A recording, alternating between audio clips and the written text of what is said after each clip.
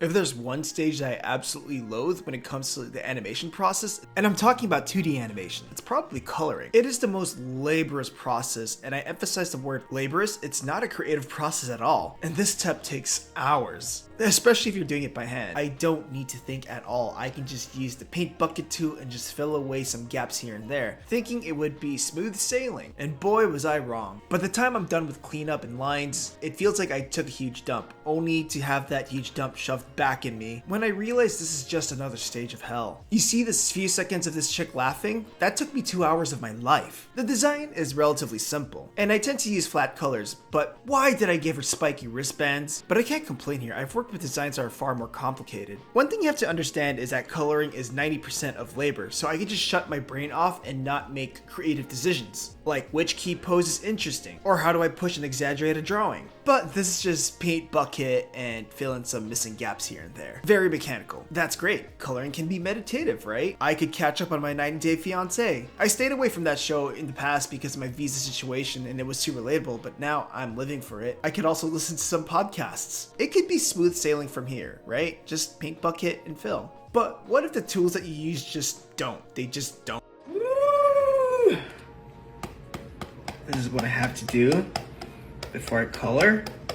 I make this matte so it's solid and not transparent. Alright guys, look at this. Look, gap here, no gap here. If I apply a paint bucket, bloop. How did this fill this part but not this? What?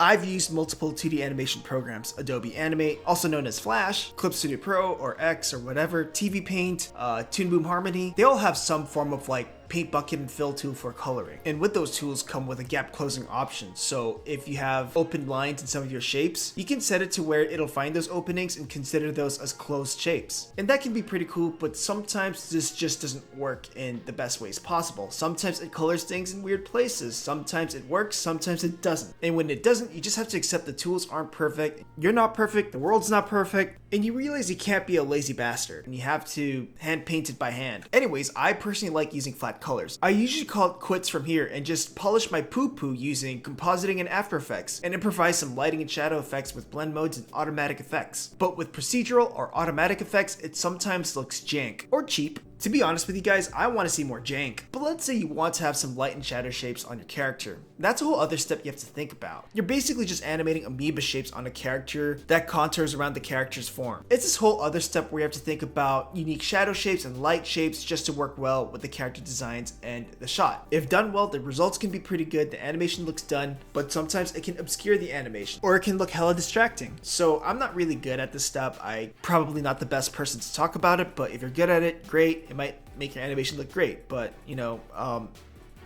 it's just a whole other step. Also, I kind of suck at light and shadows. However, there were some things that I did appreciate with my experience of just coloring my animation, and I did learn a few things about it other than it not being a super laborious experience. It did make me think about my lines more, so it can make the process of coloring easier. I realized that closing my shapes and lines does wonders for cleanup. Bolder strokes with less chicken scratchy lines help, less line accents that are just random, or less weird shapes that I somehow missed. If it goes smoothly without glitches and technical weirdness, it's a very meditative process. It's smooth. This is the marathon part where you're kind of just like jogging or trotting and you're kind of just like, you know, enjoying the moment or taking the scenery. I love TVPAINT CTG layers. Look, check this out. All these little intricate spacing. I have to worry about gap closers, but not anymore.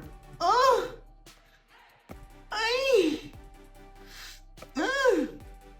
Doing this is super meditative. Like, at this point, it's kind of like doing experimental animation, which is kind of freeing, you know, not having to worry too much about making the perfect shapes and all that.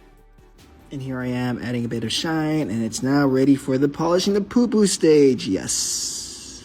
It's this like nice peaceful solo jog. You're just strutting and you're just moving, but you aren't trying to race it. Unless you're in crunch time, that's a whole other story. We'll definitely talk about crunch time sometime. The great thing about like the whole coloring process is that it's not really a skill specific task unless you ask them to do miracle creative stuff, like stuff that actually requires skill. But look, if it's just applying a paint bucket fill tool to some shapes, that's a skill you can teach to an average Joe on the street. If you needed to hire people for help finishing a project, coloring is probably the most popular choice of just getting random people who are just like, I want to help you finish this awesome thing. But please, please, please, please reward them with some monetary income instead of just exposure or a PS5.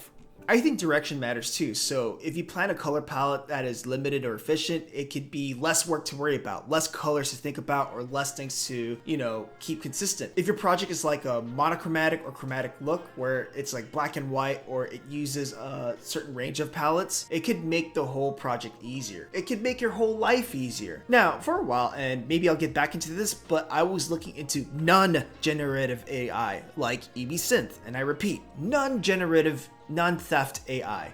So before that whole mid-journey open AI crap, EB Synth was known as the AI solution for coloring. I actually experimented with this tool to get a painterly look. Like, I would paint a few keyframes from this animation that I did, and then I would EB Synth it to this animation that was, very simple, flat colors, whatever, and then it just matched the whole timing and animation poses and track the whole painting patterns that I made. It's not perfect, it does look jank at times, but look, it actually sets a foundation for me to fix and edit later on. There are some other automated programs like Cadmium, specific for automatic AI or coloring, but I never got that to work, so maybe it's because my work sucks for it. Look into hybrid animation styles between hand-drawn and rigging, where you could just reuse an asset that's already cleaned up and colored without having to redo much. But overall, the coloring process sucks. I mean, yeah, it can be meditative, it can be kind of chill, but it's laborious, it's long. The only great thing I can think of is that once you're done coloring everything, it's kind of like this great high. It's like, oh my god, I just went over this crazy hill, this hike, and now I can just put it all together in this mishmash animated flick where I combine everything together. So it's kind of like this nice feeling when you hit that stage.